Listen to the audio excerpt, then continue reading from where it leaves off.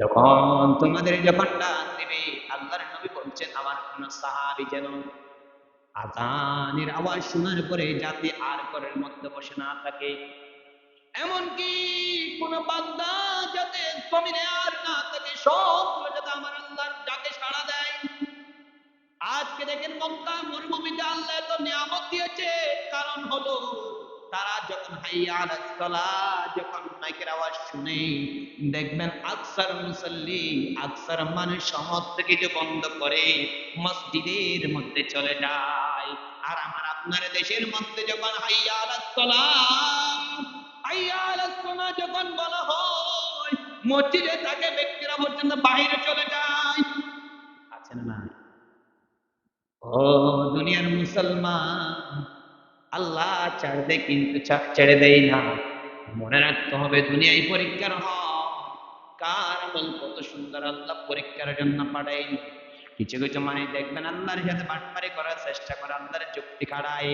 আমার অমুক কাজ ছিল এই জন্য আজকে নামাজ পড়তে পারি নাই, আমার ওই জমিনের মধ্যে পানি দেওয়ার দরকার ছিল এই জন্য আজকে নামাজ পড়তে পারি নাই, আমার ওইখানে যাওয়ার দরকার ছিল, আমার মেয়ে একটু অসুস্থ হয়ে গেছে, আমার মেয়ের ডাক্তারের কাছে নিয়ে গেছে এই জন্য নামাজ পড়তে পারি নাই, আরো জোহান থেকে আমার এই ব্যবসার কাজে যাওয়া লাগছে, এই ব্যবসায় আজকে দস্তক না নিলে আমার ব্যবসা হবে না, এই জন্য এই কাজে যাওয়া লাগছে।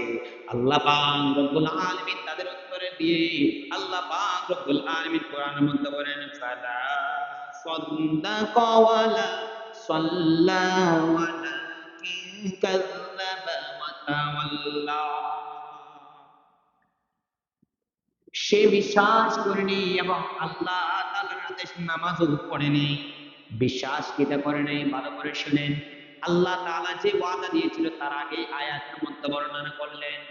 আল্লাহ তাআলা বলেছে তোমরা যদি 5 ওয়াক্ত নামাজ আদায় করতে পারো, দুনিয়ার কোন কাজ তোমাকে যদি আটকায় না রাখে, আমার ডাকে যদি তুমি সাড়া দাও, আল্লাহুল মাওলা কালাহুল কুল, তুমি যদি আমি রবের জন্য হয়ে যেতে পারো, দুনিয়ার কোন সমস্যা তোমার জন্য সমস্যা থাকবে না। তুমি যদি আমি রবের জন্য হয়ে যেতে পারো, দুনিয়ার কোন বাধা বাধা থাকবে না।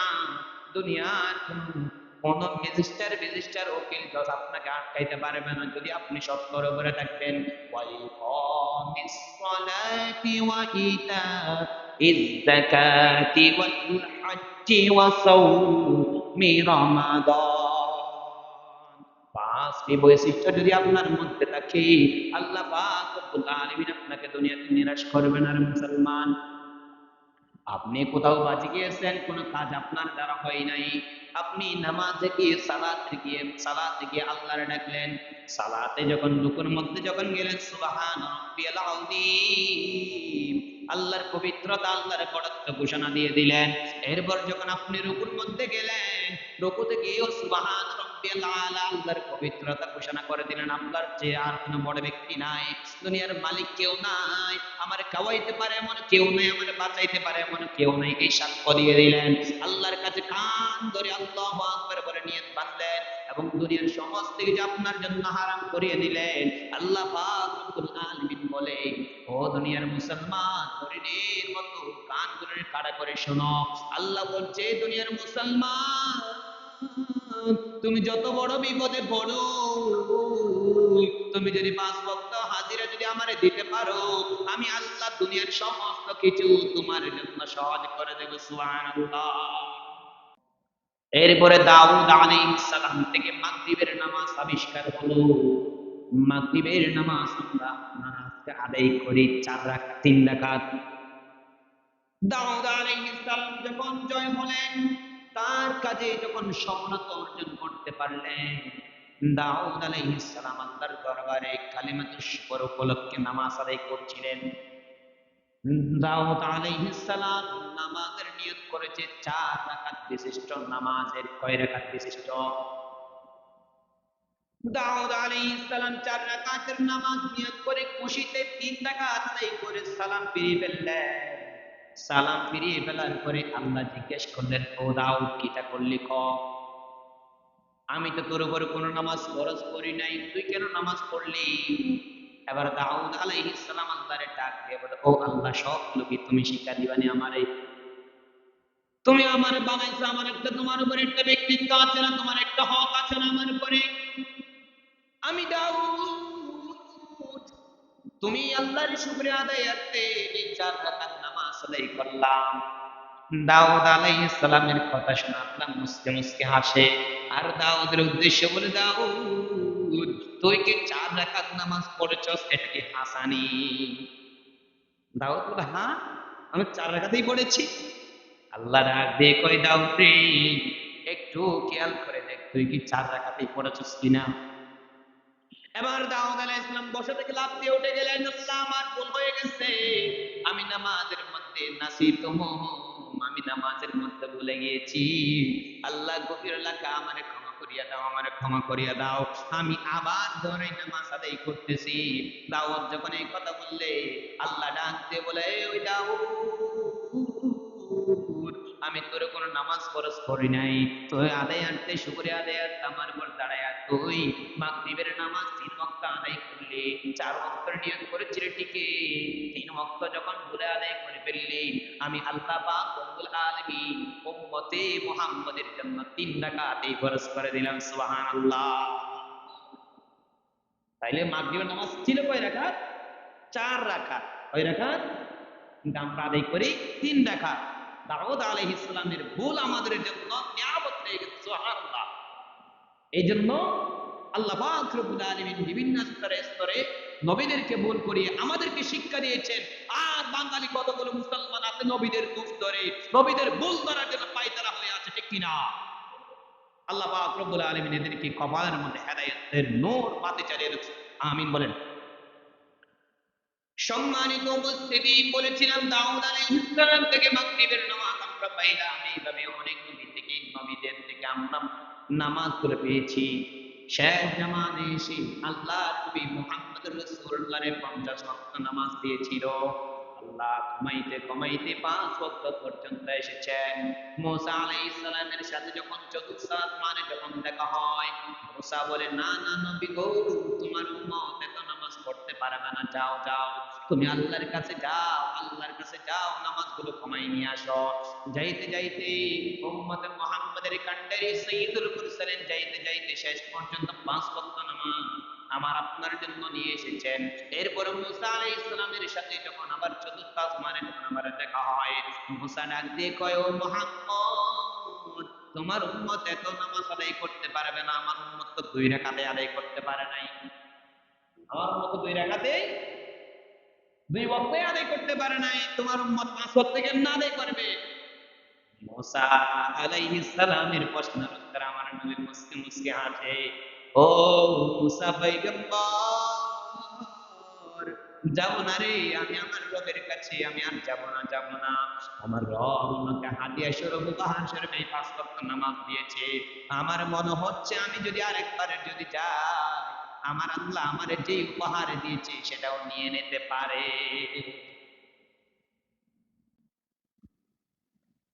আল্লাহ পাক রব্বুল আলামিন মানব জাতিকে আল্লাহর নবীর হাদিসের মধ্যে বর্ণনা করছেন, খামস সালাওয়াতিন ইফতারদাহুল্লাহু তাআলা,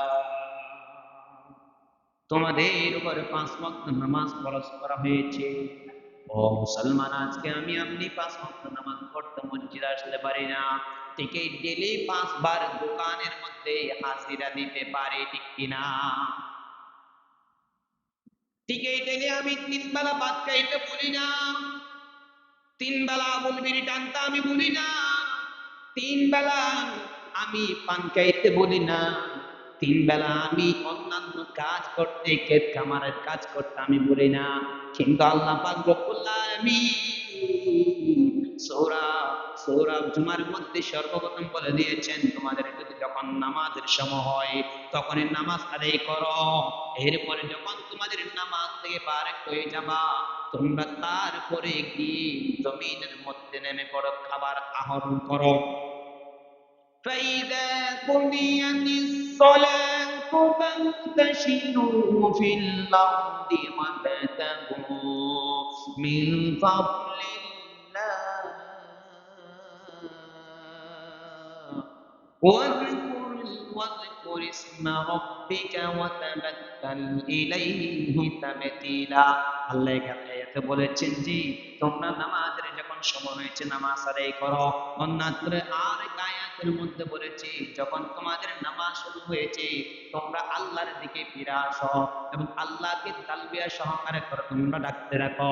কেমনে ডাকবেন আল্লাহ সিজদার মধ্যে সেটা শিখিয়ে দিয়েছেন, সুবহানা রব্বিয়াল আলা। আল্লাহর বড়ত্ব সাক্ষী দাও, আল্লাহর পবিত্রতা ঘোষণা দিয়ে আল্লাহ যে দুনিয়ার মধ্যে সবচেয়ে বড় এটা তুমি সাক্ষী দাও। এটা সাক্ষী দিলে তোমার কি হবে? দৈনিক যদি 5 ওয়াক্ত নামাজ যদি আল্লাহর যদি হাজিরা দিতে পারেন, আল্লাহ বলছেন তোমাদের কৃতকর্মের যত গুনাহ ছিল দৈনিক 5 ওয়াক্ত আমি আল্লাহর হাজিরা দেওয়ার কারণে আমি আল্লাহ পাক রব্বুল আলামিন তোমার আমল নামা থেকে দৈনন্দিনের গুনাহগুলো মাফ করে দিয়েছে। সুবহানাল্লাহ। ফাইদা কুদিয়াতিস সালাহ ফান্তাশিরু ফিল আরদি ওয়াবতাগু মিন ফাদলিল্লাহ। যখন তোমাদের নামাজ সময় হয়ে যাবে, যখন মাইকের মধ্যে যখন মুয়াজ্জিন আযানের মাধ্যমে যখন ডাক দিবে, আহ্বান করবে হাইয়া আলাস সালাহ, হাইয়া আলাস সালাহ, আসো নামাজের দিকে, নামাজ কায়েম কে লিয়ে মসজিদ মে আও। যখন তোমাদের যখন ডাক দিবে, আল্লাহর নবী বলছেন আমার কোন সাহাবী যেন আযানের আওয়াজ শোনার পরে যাতে আর ঘরের মধ্যে বসে না থাকে, এমনকি কোন বান্দা যাতে জমিনে আর না থাকে, সবগুলো যাতে আমার আল্লাহর ডাকে সাড়া দেয়। আজকে দেখেন মক্কা মরুভূমিতে আল্লাহ এত নিয়ামত দিয়েছে, কারণ হলো তারা যখন হাইয়া আলাস সালাহ যখন মাইকের আওয়াজ শুনে, দেখবেন আকসার মুসাল্লি, আকসার মানুষ সমস্ত কিছু বন্ধ করে মসজিদের মধ্যে চলে যায়। আর আমার আপনার দেশের মধ্যে যখন হাইয়া আলাস সালাহ, হাইয়া আলাস সালাহ যখন বলা হয়, মসজিদে থাকে ব্যক্তিরা পর্যন্ত বাইরে চলে যায়। আছে না? ও দুনিয়ার মুসলমান, আল্লাহ ছাড় দেয় কিন্তু ছেড়ে দেয় না। মনে রাখতে হবে দুনিয়ায় পরীক্ষার হয়, কার আমল কত সুন্দর আল্লাহ পরীক্ষার জন্য পাঠাইল। কিছু কিছু মানে দেখবেন আল্লাহর সাথে বাটপারি করার চেষ্টা করে, আল্লাহর যুক্তি খাড়ায়। আমার অমুক কাজ ছিল এই জন্য আজকে নামাজ পড়তে পারি নাই, আমার ওই জমিনের মধ্যে পানি দেওয়ার দরকার ছিল এই জন্য আজকে নামাজ পড়তে পারি নাই, আমার ওইখানে যাওয়ার দরকার ছিল, আমার মেয়ে তো অসুস্থ হয়ে গেছে, আমার মেয়ের ডাক্তারের কাছে নিয়ে গেছে এই জন্য নামাজ পড়তে পারি নাই, আরো জহান থেকে আমার এই ব্যবসার কাজে যাওয়া লাগছে, এই ব্যবসায় আজকে দস্তক না নিলে আমার ব্যবসা হবে না, এই জন্য এই কাজে যাওয়া লাগছে। আল্লাহ পাক রব্বুল আলামিন তাদের উত্তরে দিয়ে আল্লাহ পাক রব্বুল আলামিন কোরআনের মধ্যে বলেন ফালা সাদ্দাকা ওয়ালা সাল্লা ওয়ালাকিন কাযাবা ওয়া তাওয়াল্লা। সে বিশ্বাস করেনি এবং আল্লাহ তাআলার আদেশ নামাজও পড়েনি। বিশ্বাস কিটা করে নাই ভালো করে শুনেন। আল্লাহ তাআলা যে ওয়াদা দিয়েছিল তার আগে আয়াতের মধ্যে বর্ণনা করলেন।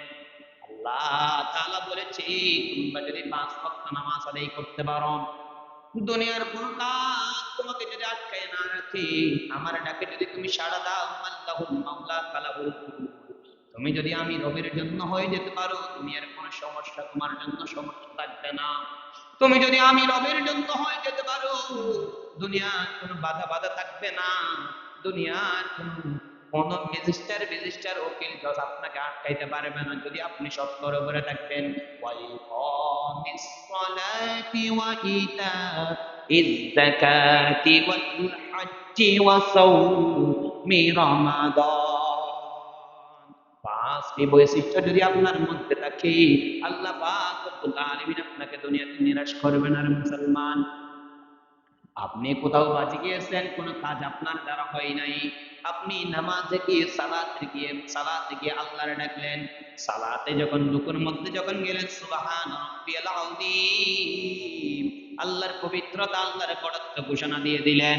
এরপর যখন আপনি রুকুর মধ্যে গেলেন, রুকুতে গিয়েও সুবহান রাব্বিয়াল আলা, আল্লাহর পবিত্রতা ঘোষণা করে দিলেন আল্লাহর যে আর কোনো বড় ব্যক্তি নাই, দুনিয়ার মালিক কেউ নাই, আমার খাওয়াইতে পারে এমন কেউ নাই, আমার বাঁচাইতে পারে এমন কেউ নাই, এই সাক্ষ্য দিয়ে দিলেন। আল্লাহর কাছে কান ধরে আল্লাহু আকবার বলে নিয়ত বাঁধলেন এবং দুনিয়ার সমস্ত কিছু আপনার জন্য হারাম করিয়ে দিলেন। আল্লাহ পাক রব্বুল আলামিন বলে, ও দুনিয়ার মুসলমান, হরিণের মতো কান ধরে কাড়া করে শোনো। আল্লাহ বলছে, দুনিয়ার মুসলমান, তুমি যত বড় বিপদে পড়ো, তুমি যদি 5 ওয়াক্ত হাজিরা যদি আমারে দিতে পারো, আমি আল্লাহ দুনিয়ার সমস্ত কিছু তোমার জন্য সহজ করে দেব। সুবহানাল্লাহ।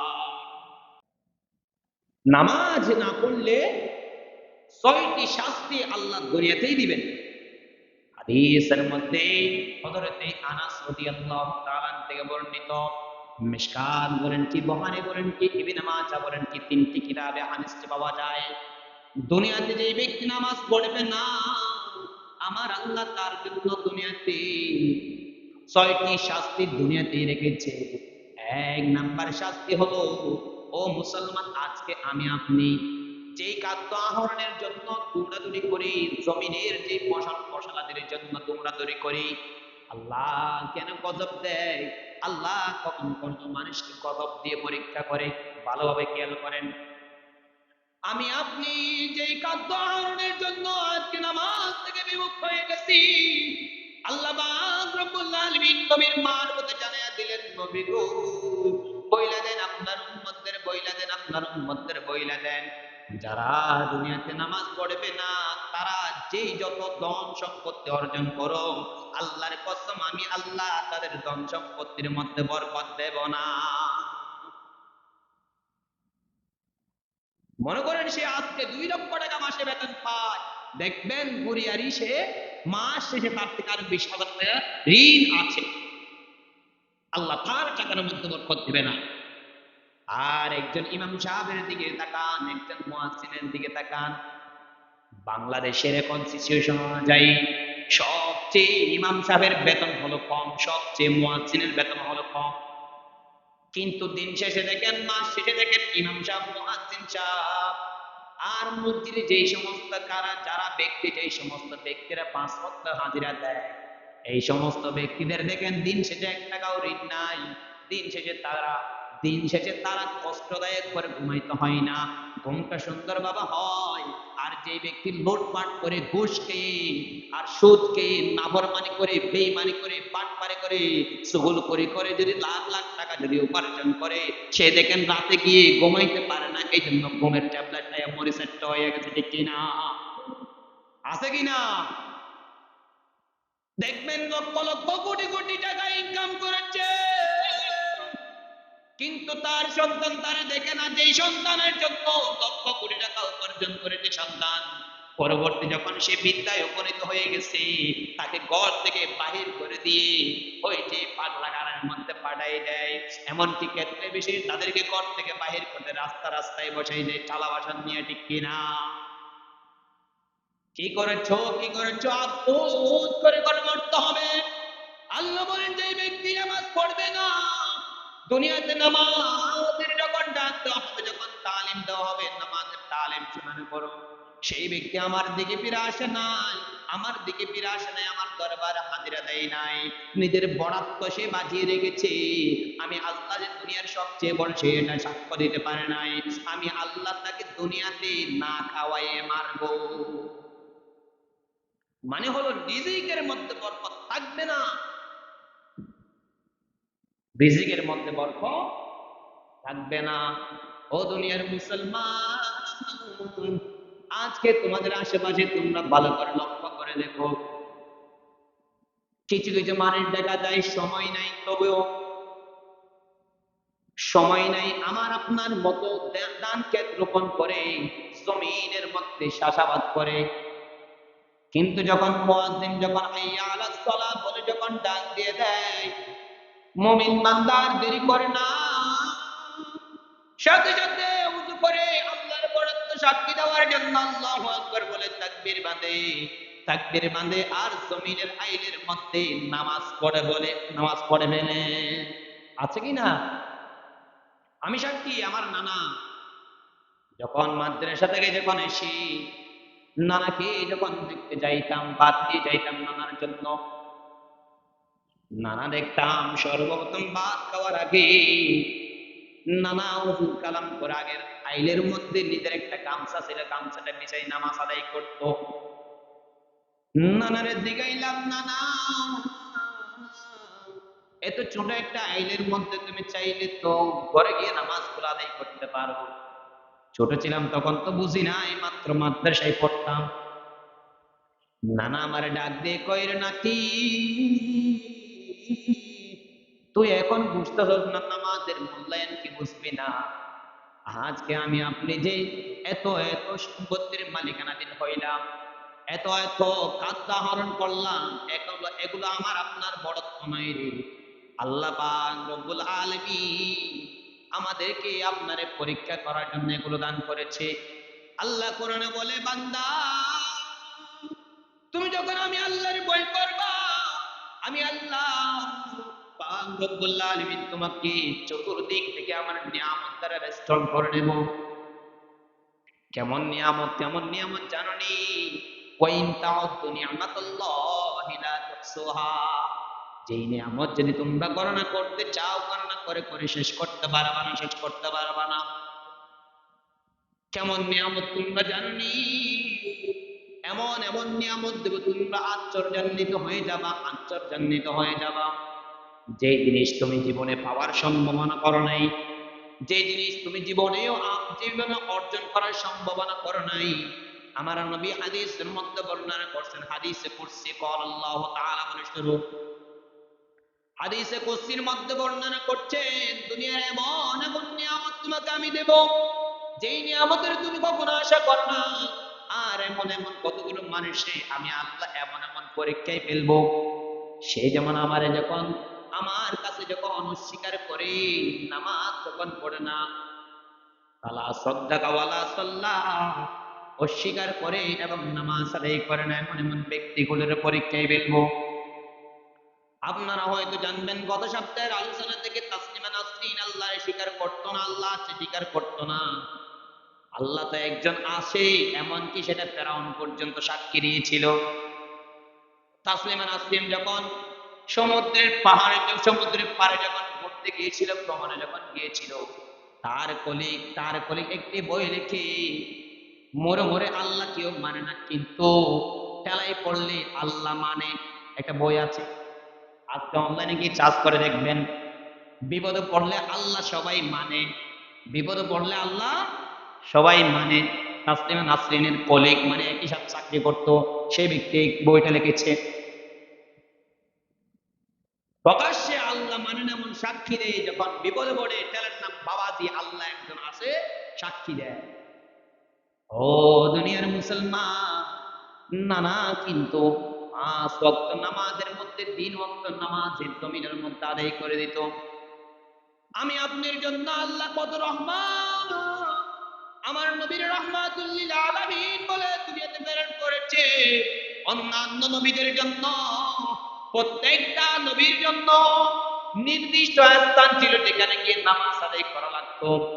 মনে করেন আমরা এখান থেকে কসবা গিয়ে নামাজ আদায় করা লাগতো, এরকম এক একটা মানে টানা, মনে করেন টানায় গিয়ে গিয়ে নামাজ পড়া লাগতো, এক একটা জেলায় গিয়ে গিয়ে নামাজ পড়া লাগতো, এক একটা বিভাগে গিয়ে গিয়ে নামাজ পড়া লাগতো।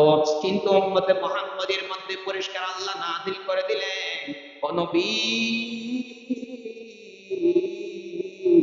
আপনার উম্মতদেরকে জানায়া দেয়, আমি আল্লাহ আপনার উম্মতদের জন্য সারা দুনিয়ার নামাজ স্বরূপ বানিয়ে দিয়েছে। বলেন না সুবহানাল্লাহ। আমার নবীর মর্যাদা।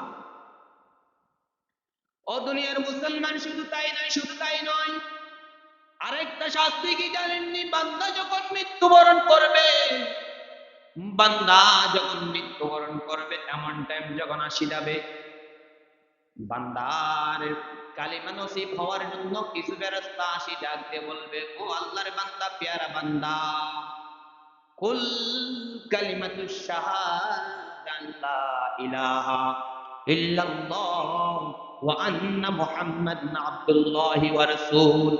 হে নবীর উম্মত, তুমি সাক্ষ্য দিয়ে দাও আল্লাহ ছাড়া কোনো ইলাহ নাই, মুহাম্মদ রাসূলুল্লাহ আল্লাহর রাসূল এবং আল্লাহর বান্দা, এটা সাক্ষী দিয়ে দাও। আর কিছু ফেরেশতা আসবে, ফেরেশতা এসে তার মুখটা আটকায়া ধরবে, তার মুখ আটকায়া ধরে বলবে, না না, এই কালিমা পড়তে পারবে না, কালিমা পড়তে পারবে না। কারণ আমার আল্লাহ তারে এত এত নিয়ামত দেওয়ার পরেও সে আমার আল্লাহর নিয়ামত ভোগ করার পরে আমার আল্লাহর শুকরিয়া আদায় করে নাই। আমার আল্লাহ যে 5 ওয়াক্ত নামাজ তারে আমার আল্লাহ দাইমান কয়মান যে আদায় করতে বলেন সে আদায় করে নাই। আমার আল্লাহর ফেরেশতাগুলো অর্ডারে বান্দারে কালিমা পড়তে দেবে না, কালিমা পড়তে দেবে না। আর যদি মৃত্যুকালে যদি কোনো বান্দা যদি কালিমা না পড়ে মৃত্যুবরণ করে, তাহলে তার ঠিকানা হলো জাহান্নামের আগুনের মধ্যে, খালিদিনা ফিহা আবাদা। এবং সেই স্থানের মধ্যে সে চিরস্থায়ী থাকবে। আজকে আমি আপনি ইচ্ছাকৃতভাবে নামাজে আসি না, দুঃখের কথা কি বলবো, আজকে দেখেন যুবকদের সংখ্যা কিন্তু মসজিদে কম। মনে মনে বলে আগামী দিন থেকে হয়তো নামাজ পড়বো, যখন হাঁটা চলা করে যখন বলা হয় ভাই চলো মসজিদের মধ্যে যাই, আজান দেওয়া হলো, ভাই বলে না না, আজকে মসজিদে যাইতে পারবো না, গোসল করি নাই। আরে ভাই, নামাজ পড়ার জন্য কি গোসল করা লাগেনি? তুমি কি নাপাক নি? তুমি যদি নাপাক হইতা তাহলে তোমার জন্য তো গোসল ফরজ ছিল। নামাজের জন্য সর্বপ্রথম ফরজ আগেই বর্ণনা করেছিলাম পবিত্র হওয়া। পবিত্র হয়ে উযু করে তো তুমি নামাজ পড়তে পারো। আবার কেউ কেউ বলে না ভাই আমি কাল থেকে নামাজ পড়ব। আল্লাহ কোরআনে বলে দিয়েছেন লা ইস্তাখিরুনা সাআতান ওয়া লা ইস্তাকদিমুন। সময় যদি শেষ হয়ে যায় 1 সেকেন্ড এদিকে যাইতে পারবেন না, 1 সেকেন্ড এদিকে যাইতে পারবেন না। আগামী কালের বর্ষা আছে কি নাই? আগামীকাল যে থাকবেন এটা কি কোনো নিশ্চয়তা আছে? ওরে যুবক ভাই, মনে মনে ভাবছো বিদ্যা যখন হয়ে যাব নামাজ আদায় করব, বিদ্যা যখন হয়ে যাব নামাজ আদায় করব। আমার আল্লাহর নবী হাদিসের মধ্যে বর্ণনা করছেন, আমার আল্লাহ পাক রব্বুল আলামিন কিয়ামতের দিন 7 শ্রেণীর ব্যক্তিরে আরশের নিচে ছায়া দিবে। তার মধ্যে হলো ওই যুবক প্রথম নম্বর স্থান অধিকারে পেয়েছে, যেই যুবক যৌবনকালে আমার আল্লাহর জন্য ব্যয় করে, বলেন না সুবহানাল্লাহ। আরশের নিচে ছায়া পাবে এমন ব্যক্তির মধ্যে ওই যুবকের মতো যে যৌবনকাল আমার আল্লাহর জন্য কাটিয়ে দিতে পারে। সম্মানিত মুসল্লিন আল হাদিরিন, পেয়ারা ভাইয়ার আমার, নামাজ পড়ার সুযোগ আপনার আছে কিন্তু নামাজ পড়েন না। নামাজের জন্য ডাক দিলে আরো মুখটার গম্ভীর করে বসে থাকেন। চায়ের দোকানের মহাব্বত ফেলতে পারেন না, চায়ের চমকের মহাব্বত ফেলতে পারেন না, আবুল বিরির টানের মহাব্বত ফেলতে পারেন না। বাইরে চায়ের দোকান তোমার হেফাজত করবে না ওই জাহান্নামের আগুন থেকে, আবুল বিরি তোমার হেফাজত করতে পারবে না। মানুষের গীবত করা বন্ধ করো। দোকানে বসে বসে গীবত করলে তোমার বাঁচাইতে পারবে না। মনে করছো ওই গীবত তোমার কারণে তুমি করার কারণে কিছু লাভ হবে, না না না। গীবত করার কারণে তুমি আরো যে আমল করবা, আল্লাহর নবী হাদিসের মধ্যে বর্ণনা করেছে, এই সমস্ত আমলগুলো তুমি যে সমস্ত কবুলিয়ত আমল ছিল, গীবত করার কারণে আমার আল্লাহ পাক রব্বুল আলামিন সমস্ত আমল তোমার আমলনামা থেকে বরবাদ করে দেবে। একদিন পয়গম্বর মুসা আলাইহিস সালামের কাছে একজন মহিলা আসলেন। মহিলা হাসি ডাক দিয়ে বলেন, নবী গো, ও পয়গম্বর মুসা, আমি একটা তো বড় একটা অপরাধ করে ফেলেছি, যে অপরাধ আমি ছাড়া কেউ জানে না রে, দুনিয়ার কারো কাছে শেয়ার করি নাই। ও পয়গম্বর মুসা, তুমি তো আল্লাহর কালিমুল্লাহ, আল্লাহর সাথে একটু কথা বলে দেখো, আল্লাহকে আমারে মাফ করবানি, আল্লাহকে আমারে মাফ করবানি, আল্লাহর সাথে একটু কথা বলে দেখো। পয়গম্বর মুসা ডাক দিয়ে বলে, ও মহিলা, বলো বলো তুমি কি এমন দোষ করেছো যার কারণে আল্লাহর কাছে আমার তোমার পক্ষ হয়ে ক্ষমা চাইতে হবে? পয়গম্বর মুসা যখন এই ডাক দিলেন, পয়গম্বর মুসার ডাক শুনে মহিলা ডাক দিয়ে বলে, পয়গম্বর মুসা রে, এমন একটা দোষ আমি করে ফেলেছি, মিশকাত শরীফের হাদিস, এমন একটা দোষ আমি করে ফেলেছি যেই দোষ দুনিয়াতে কেউ জানে না। আমি একজনকে বেশি ভালোবাসতাম, ভালোবাসার জন্য এক পর্যায়ে তার সাথে আমি ব্যভিচারে লিপ্ত হয়ে যাই। ব্যভিচার করার পরে আমি থামি নাই। এক পর্যায়ে যখন আমি কয়েক মাস যখন গেল, আমি জানতে পারলাম আমি হামলা, আমি গর্ভধারিণী হয়ে গেছি, আমি গর্ভধারিণী হয়ে গেছি। এমন টাইমে মানুষ বুঝতে পারবে আমার এই, মানুষ এলাকার মধ্যে লাঞ্ছিত করবে, বেইজ্জত করবে, এই জন্য আমি কারো কাছে শেয়ার করি নাই। আমি আমার পরিবারের বান্ধবীদের কারো কাছে শেয়ার করি নাই, আমার মা বাবা, আমার খালা খালা নানি কারোর সাথে শেয়ার করি নাই। কারণ যদি জানাজানি হয়ে যায় আমাকে বেইজ্জতি করবে, এলাকা ছাড়তে হবে। এক পর্যায়ে যখন আমার সন্তান যখন পেটের মধ্যে যখন কয়েক মাস হলো, আমি একটু শাড়ি পরে বড় বড় করে আমি আমার যাতে সন্তানটা আছে এটা যাতে বুঝতে না পারে সেভাবে চলাফেরা করলাম।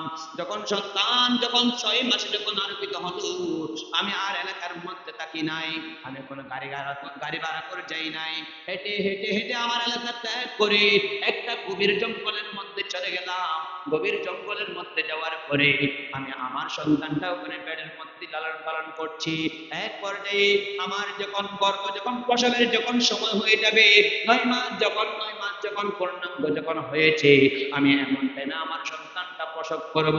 প্রসব করার পরে আমি যদি কোনো যদি দাঁতনি মারা যদি ডাকি তাহলে সাক্ষী হয়ে যাবে, কোনো যদি বান্ধবীর যাবে তাহলে আমার জন্য সাক্ষী হয়ে যাবে, মানে বেইজ্জতি হয়ে যাবে। আমি কারো ডাকি না, আমি নিজে নিজে আমার সন্তানটা প্রসব করলাম। আমার এখন মনের মধ্যে চিন্তা হইল, এতদিন পর্যন্ত গর্ভের মধ্যে আমি তার লুকিয়ে রাখছি, কিন্তু এখন যখন প্রকাশ্য আসে গেছে আমি তারে কেমন লুকাবো। আমি আর দেরি দেরি করি নাই। আমার সন্তানটা কত সুন্দর, চাঁদের মতো সুন্দর ছিল, এই নুরানি চেহারাটা জগজগ করতেছে, মায়ায় আটকায় থাকতে পারে না আমি তার প্রতি রহম না করে আমি তারে গলা টিপে হত্যা করে ফেলেছি। বলেন না নাউজুবিল্লাহ। ও মুসা, গলা টিপে হত্যা করে আমি দাবি না, আমি একটা তারে বাচ্চার মধ্যে বইরা নদীর মধ্যে বাসাইয়া দিলাম, নদীর মধ্যে বাসাইয়া দিছি গো। মুসা আলাইহিস সালাম তো রাগান্বিত নবী, মুসা আলাইহিস সালাম এই কথাগুলো শুনে তত্তর তত্তর করে কাঁপতেছে আর মুখটা লাল হয়ে যাচ্ছে।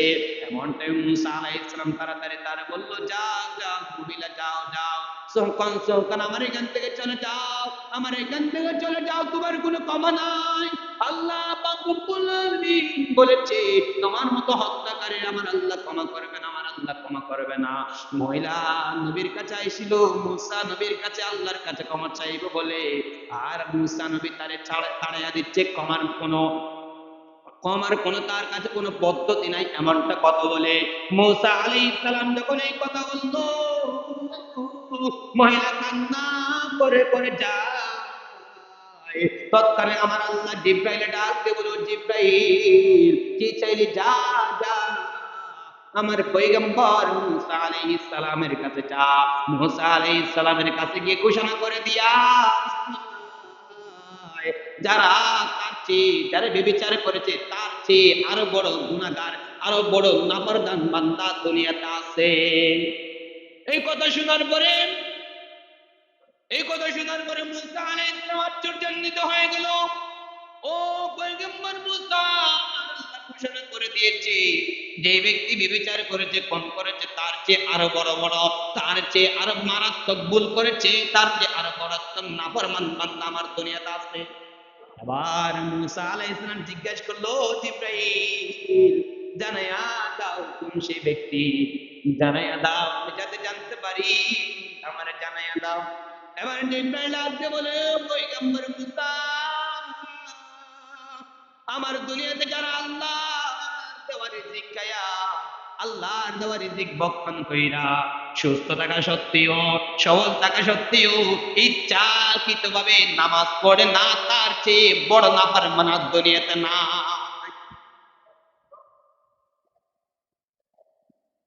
এবার আল্লাহ পাক রব্বুল আলামিন ওই মহিলার উদ্দেশ্য করে একটা কোরআনের আয়াত বলে দিলেন, ও মহিলা শুনো শুনো শুনো, লা তাকুনতু মির রাহমাতিল্লাহ ইন্নাল্লাহা ইয়াগফিরুয যুনুবা জামিআ। সুবহানাল্লাহ বলেন না। ও মহিলা, নিরাশ হইও না গো, নিরাশ হইও না। আমার আল্লাহর রহমত বড়, আমার আল্লাহর রহমত বড়।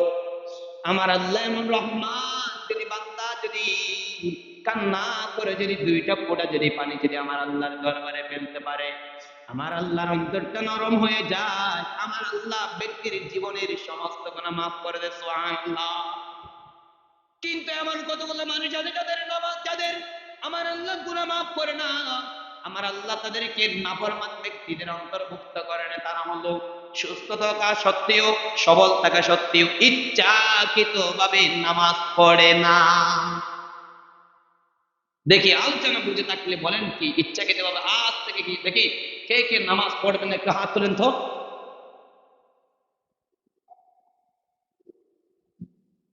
আগামীকাল থেকে ইনশাল্লাহ নামাজ পড়বেন না তো? মাশাআল্লাহ মাশাআল্লাহ, সবাই সতর্ক আছে। আল্লাহ পাক রব্বুল আলামিন একদিন ফেনী একটা জায়গা আছে, চিনবেন অনেকেই, ছাগলনাই একটা জায়গা আছে, ওখানে আলোচনা করছিলাম আল্লাহ পাক রব্বুল আলামিনের 10টা নিয়ামত যেটা মুমিনদের পরিচয় দিয়ে দেবে। এই আলোচনা করার পরে জিজ্ঞেস করতেছে এই 10টা বৈশিষ্ট্য যার মধ্যে থাকে সে কি? বলা উচিত ছিল পূর্ণাঙ্গ মুমিন। এক বোনের সামনে গিয়ে দাঁড়া বলে সেই কাফের হয়েছে কামটা, সে কি কাফের। এতক্ষণ পর্যন্ত বয়ান করলাম মুমিনের পরিচয়, মুমিন কারা বলে 10টা বৈশিষ্ট্য নিয়ে কোরআন থেকে। সর্বশেষে যখন জিজ্ঞেস করি এই 10টা বৈশিষ্ট্য যার মধ্যে পাওয়া যাবে সে কি কাফের। মাশাআল্লাহ, আপনারা সতর্ক ছিলেন। আল্লাহ পাক রব্বুল আলামিন আপনাদেরকে 5 ওয়াক্ত নামাজ বা জামাতে আদায় করার তৌফিক দান করুক, সবাই বলে আমিন। আরেকটি বিষয় আপনারা জানেন, গত কয়েক সপ্তাহ ধরে আমরা যে একটা স্পিকারের জন্য কালেকশন করছি, ইনশাআল্লাহ আজকে পাহাড়িকে পর আমি চট্টগ্রাম যাব। আমি কথা বলেছি 2টা পারি, যতটা পারি স্পিকার আজকে নিয়ে আসার চেষ্টা করব। আমাদের মোট নগদ কালেকশন হয়েছে এখন 9,000 টাকা। যারা যারা দিয়েছে তাদের প্রত্যেকের নাম এখানে লিস্ট আছে, যে কে কত টাকা দিয়েছে, কোন তারিখে দিয়েছে সেটা সহ আরেকটা খাতার মধ্যে লেখা আছে, প্রত্যেকটা লিস্ট আছে, আপনারা যদি চান দেখতে পারেন। নগদ যারা যারা দেওয়ার কথা ছিল সবাই দিয়ে দিয়েছে, আলহামদুলিল্লাহ, আল্লাহর কাছে একটা শুকরিয়ার বিষয়। আর দ্বিতীয়টা বিষয় হচ্ছে যে আমাদের কাছে একটা মাসালা একজন জানতে চেয়েছিল, সেটা হচ্ছে একটু সময় নিচ্ছে আজকে, সমস্যা হবে নাকি আপনাদের? একটি মাসালা শুনেন। অনেকে অনলাইনের মধ্যে প্রচার করেছে পাগলা মসজিদ একটা নাকি আছে, ওনার 7 কোটি টাকা জানি বন্যাত্মদের জন্য দিয়েছে, এমনটা আমাদেরকে শোনানো হচ্ছে। খেয়াল করে একটা মাসালা, শরীয়তের মাসালা হলো, এই মাসালাটা আপনি যে সমস্ত কিতাব ফিকহের কিতাব আছে, যেমন কনজুদ দাকায়েক আছে, বাহরুল রায়েক আছে, এই সমস্ত কিতাবের মধ্যে আপনি যদি চান, হেদায়াও আছে, হেদায়ের মধ্যে দেখতে পারেন, হেদায়ের মধ্যে 4th নম্বর খণ্ডের মধ্যে এই মাসালাটি আছে। হেদায়ের মধ্যে বর্ণনা করেন মুসান্নিফ রাহমাতুল্লাহি আলাইহি, যে ব্যক্তি দান করলো নিজের একটা উদ্দেশ্য নেই, মনে করেন আজকে আমার আপনি টাকাগুলো দান করলে কি জন্য, এখানে যেগুলো দিয়েছেন, যেমন এখন মামুন ভাই আমার 500 টাকা দিয়েছে, এটা হলো স্পিকারের জন্য। কিসের জন্য? ভালো করে বুঝতে হবে মাসালা, খেয়াল করেন। স্পিকারের জন্য মামুন ভাই আমার 500 টাকা দিয়েছে, আমি স্পিকারের জন্যই এই 500 টাকা ব্যবহার করতে পারবো, স্পিকারের জন্যই ব্যবহার করতে পারবো। এরপর যদি আমি যদি অন্যত্র যদি এই 500 টাকা যদি আমি ব্যবহার করি, আগে আমার মামুন ভাই থেকে অনুমতি নিতে হবে, মামুন ভাই আমি কি এই 500 টাকা কি অন্যত্র ব্যবহার করতে পারবো কিনা। কারণ মামুন ভাই আমার দিয়েছে কি জন্য? স্পিকার আনার জন্য। ঠিক তদ্রুপ মসজিদের কোনো টাকা কোন ক্ষেত্রে যদি ব্যয় করেন, সর্বপ্রথম যে ক্ষেত্রের জন্য আপনি খুলেছেন, যেই ক্ষেত্রে আপনি টাকাগুলো কি করেছেন, কালেকশন করেছেন, ওই ক্ষেত্রে ব্যবহার করা চাই। অন্য ক্ষেত্রে যদি আপনি ব্যবহার করেন তাহলে আল্লাহর কাছে আপনার দায়বদ্ধ হতে হবে। জানা আগে মানা পরে, মাসালা জানা আগে তারপর মানবেন। এখন একটা কথা হলো, হুজুর এত করে তো মসজিদ সারা সম্ভব না, মসজিদের মধ্যে 7 শ্রেণীর টাকা দেওয়া যাবে না, আমরা এখন পদের মধ্যে পাইলে টাকা মসজিদে আনি দিই, এটা না, মসজিদের মধ্যে দিবেন না, আব্বা টাকা মসজিদে দিবেন না, হক হালাল বুঝে 1 টাকা দিবেন, আল্লাহ 1 টাকাই কবুল করবে। মসজিদের মধ্যে উল্টা পাল্টা টাকা দিবেন না, 1 টাকা দিবেন, পারলে 1 টাকা আল্লাহ কবুল করবে। আপনার কাছে কেউ জোর করবে না, আপনি যদি দিতে না পারেন আপনার কেউ জোর করবে? মারে জোরে তো আর দিবে না, আপনার টাকা আপনি দিবেন। 1 টাকা পারেন 10 টাকা দিবেন, মসজিদে না, হালাল টাকা দিবেন। আবারও বলছি, মাসালাটা ভালোভাবে খেয়াল করি। মসজিদের টাকা যে ক্ষেতের জন্য তোলা হয়েছে, না হলে হুজুর আছে, হুজুর থেকে জিজ্ঞেস করতে পারেন মাসালা, যেটার জন্য যে কালেকশন করা হয়েছে যেটার জন্য, ওটা কোন দিয়ে ব্যবহার করা যাবে। অন্য যেমন মসজিদের টাকা যদি আমি যদি কবরস্থানে ব্যবহার করি, কবরস্থানে মাটি ভরে নিব, নো জায়েজ নেই। আমি আজকে কালেকশন করলাম স্পিকারের জন্য, আমি যদি 7 টাকা দিই, না হবে না, প্রত্যেকটা মাস থেকে আগে কি করতে হবে, আপনার এজাজত নিতে হবে। আমি আজকে কালেকশন করলাম ফ্যান আনার জন্য, আমি এনে ফেললাম, যদি বাবুস আনে ফেলি, হবে না, গুনার ভাগীদার হবেন। প্রত্যেকটা টাকার আপনার হিসাব দিতে হবে আল্লাহরে। আল্লাহ পাক রব্বুল আলামিন আমাদেরকে বুঝার তৌফিক দান করুক। এবং মেশিনের আমরা যে কালেকশনটা করেছি, কালেকশনটা কোনো কমপ্লিট হয় নাই, এই জন্য মেশিন ইনশাল্লাহ কখন আসবে সেটা আপনারা নির্ধারণ করবেন। আমরা তো কালেকশন করেছিলাম আগে, আমার কাছে এখনো পড়লে টাকা আসে নাই। মেশিনের টাকাটা আপনারা যদি কালেক্ট করে দিতে পারেন, আমি নিয়ে আসতে পারবো ইনশাআল্লাহ। আল্লাহ পাক রব্বুল আলামিন যে সমস্ত আলোচনা করেছি সর্বপ্রথম আমাকে এবং আমরা যারা শুনেছি আমাদের প্রত্যেককে বুঝে আমল করার তৌফিক দান করুন, সবাই বলেন আমিন।